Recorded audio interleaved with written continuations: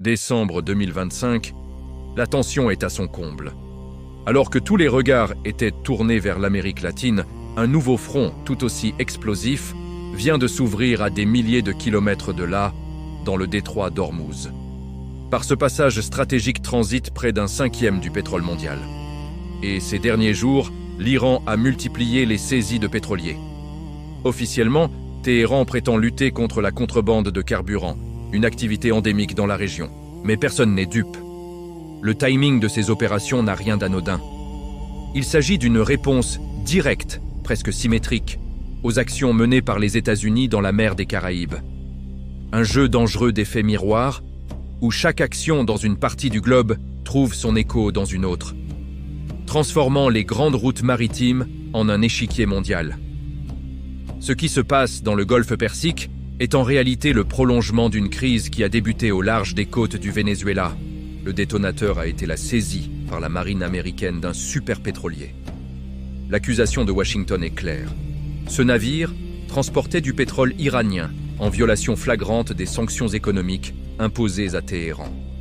Pour l'administration américaine, il s'agit d'une simple application de la loi. Mais pour l'Iran et son allié vénézuélien, la lecture est radicalement différente. Les autorités iraniennes ont immédiatement dénoncé une forme de piraterie d'État, un acte qui bafoue la souveraineté des nations.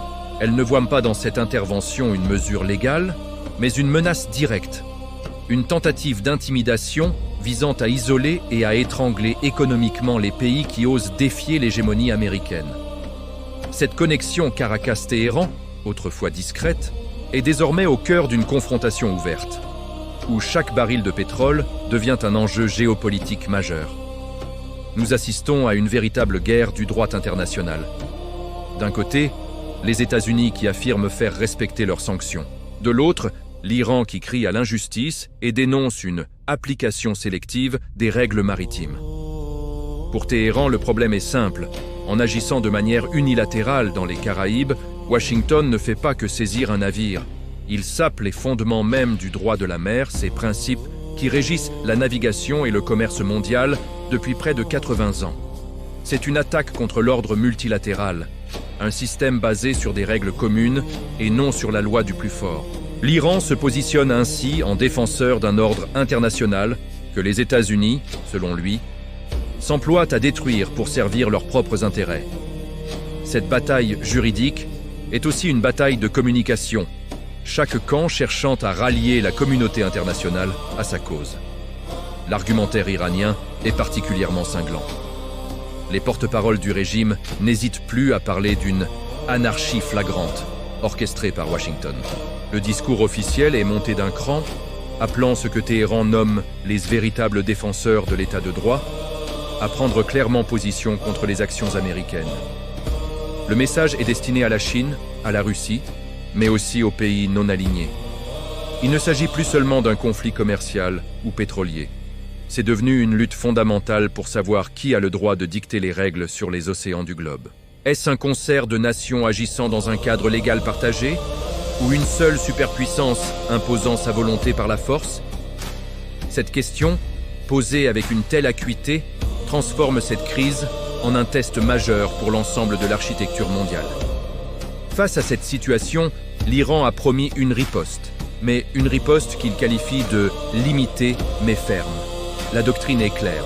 Toute agression contre les intérêts nationaux iraniens, où qu'elle se produise, rencontrera une réponse proportionnée. La nouveauté, c'est que Téhéran lie désormais explicitement sa propre sécurité à celle du Venezuela. C'est la formalisation d'un axe de défense mutuelle contre ce qu'ils perçoivent comme l'unilatéralisme américain. Concrètement, cela signifie qu'une action contre Caracas peut entraîner une réaction dans le détroit d'Ormuz, et vice-versa. Cette stratégie crée une nouvelle géographie du risque, où des zones géographiques très éloignées deviennent communicantes. L'objectif est de montrer à Washington que sa politique de pression maximale a un coût, et que ce coût peut se matérialiser aux quatre coins du monde, là où les intérêts américains sont les plus vulnérables. Et l'Europe dans tout ça? Pendant longtemps, les Européens ont tenté de maintenir une position d'équilibre, critiquant à la fois les actions américaines et les provocations iraniennes. Mais un changement semble s'opérer. Téhéran a salué ce qu'il perçoit comme un signe prometteur, la prise de position de certains hauts responsables européens. Ces derniers commenceraient à prendre conscience que l'érosion des normes internationales, initiée selon eux par les actions de Washington dans les Caraïbes, pourrait avoir des conséquences désastreuses pour la sécurité de toutes les nations, y compris les leurs. Si la loi de la jungle remplace le droit international, qui empêchera demain un autre acteur de perturber le commerce en Méditerranée ou dans la Manche?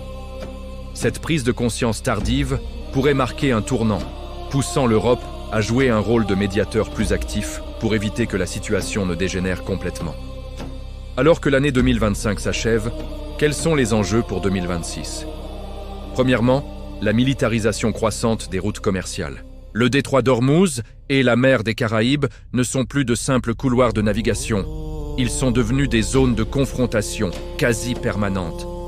Chaque saisie de navire, qu'elle soit justifiée par la lutte contre la contrebande ou la violation de sanctions, est perçue comme un acte de guerre et entraîne une riposte à l'autre bout du monde.